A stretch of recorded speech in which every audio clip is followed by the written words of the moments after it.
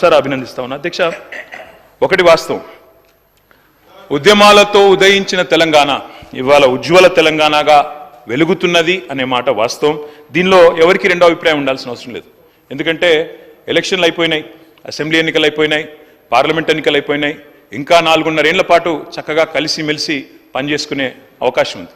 నేను వారికి మనస్ఫూర్తిగా నేను కూడా నిండు మనసుతో ఆశీర్వదిస్తా ఉన్నా అధ్యక్ష, అభినందిస్తా ఉన్నా. ఎందుకంటే వయసులో చిన్నవాడినే కావచ్చు, కానీ నేను వారిని అభినందిస్తా ఉన్నా. ఎందుకు? మీకు ఇవాళ ప్రజలు అవకాశం ఇచ్చారు. 10 ఏళ్ళు మాకు ఇక్కడ అవకాశం ఇచ్చినారు అక్కడ. ఆ తర్వాత మేము డిసెంబర్ 3 నాడే చెప్పాము అధ్యక్ష, 10 ఏళ్ళు మాకు ప్రభుత్వం ఇచ్చిన ప్రజలకు రుణపడి ఉంటాం, వారికి శతదా సర్వదా వారికి ధన్యవాదాలు. అదేవిధంగా ఇవాళ కొత్త పాత్ర ఇచ్చారు ప్రజలు మాకు. ఒక నిర్మాణాత్మకమైన ప్రతిపక్షంగా, ఒక కన్స్ట్రక్టివ్ ఆపోజిషన్గా, ఈ రాష్ట్రం కోసం పుట్టిన పార్టీగా తప్పకుండా ఈ రాష్ట్ర బాగులు కోరుతూ, ఈ రాష్ట్ర ప్రజల బాగు కోరుతూ మీరు తీసుకునే ప్రతి నిర్ణయానికి మా మద్దతు, మా స్వాగతం ఉంటుంది. కన్స్ట్రక్టివ్ నిర్ణయాలకు తప్పకుండా స్వాగతిస్తాం. ఈరోజు మీరు బిల్లు తెస్తున్నారు స్కిల్ డెవలప్మెంట్ మీద, స్కిల్ యూనివర్సిటీ మీద, తప్పకుండా స్వాగతిస్తాం అధ్యక్ష. ఆ రకంగా అధ్యక్ష నేను వారికి చేసే విజ్ఞప్తి, దయచేసి let us not indulge in politics and curse our own state అధ్యక్ష. కానీ అధ్యక్ష వాస్తవాలు ఒక్కసారి అధ్యక్ష వారు అన్నారు అధ్యక్ష, డిప్యూటీ సీఎం గారు అన్నారు అధ్యక్ష, మీరు మమ్మల్ని అభినందిస్తారనుకున్నాం అని మాట్లాడారు అధ్యక్ష. ఇంత చక్కటి బడ్జెట్ పెట్టాం, అభినందిస్తారనుకున్నాం అన్నారు అధ్యక్ష. అధ్యక్ష వారు నేను అడుగుతా ఉన్నా అధ్యక్ష, ఎందుకు అభినందించాలి అధ్యక్ష? ఏం చూసి అభినందించాలి?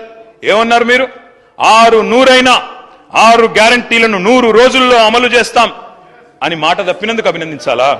డిక్లరేషన్లకు దిక్కుమొక్కు లేకుండా చేసినందుకు అభినందించాలా? 420 హామీలను తుంగలో దొక్కి మా మేనిఫెస్టో చైర్మన్ శ్రీధర్ బాబు గారు రాసిన హామీలను తుంగలో దొక్కినందుకు అభినందించాలా? అభినందించడం కాదు అధ్యక్ష, అభిశంసించాలి. మిమ్మల్ని అభిశంసించాలి. మన దగ్గర రీకాల్ సిస్టమ్ లేదు కాబట్టి అధ్యక్ష 4 ఏళ్లు భరించాలి, వేరే మార్గం లేదు. ప్రజలకు ఎన్ని హామీలు ఇచ్చారు అధ్యక్ష, ఎన్ని వాగ్దానాలు చేశారు. ఆ రోజు అశోక్ నగర్ కి, ఉస్మానియా యూనివర్సిటీకి పరుగులు పెడుతూ పోయినారు. డిప్యూటీ సీఎం గారు నేను అడుగుతా ఉన్నా, అయ్యా డిప్యూటీ సీఎం గారు, మీరు నేను హౌస్ అడ్జన్ కాగానే పోదాం అధ్యక్ష, అశోక్ నగర్కి పోదాం. మీ ముఖ్యమంత్రి గారు వస్తానంటే వారిని కూడా తీసుకొని పోదాం, సెక్యూరిటీ లేకుండా పోదాం, మంచిగా పర్సనల్ గా పోదాం. పోయి అక్కడ ఉండే ఏ ఒక్క యువకుడు, ఏ ఒక్క యువతి, ఏ ఒక్క చెల్లెలు చెప్పినా, ఒక్క ఉద్యోగం అన్నా ఈ ప్రభుత్వం ఇచ్చిందని చెప్తే నేను అక్కడనే రాజీనామా చేసి వెళ్ళిపోతాను అధ్యక్ష.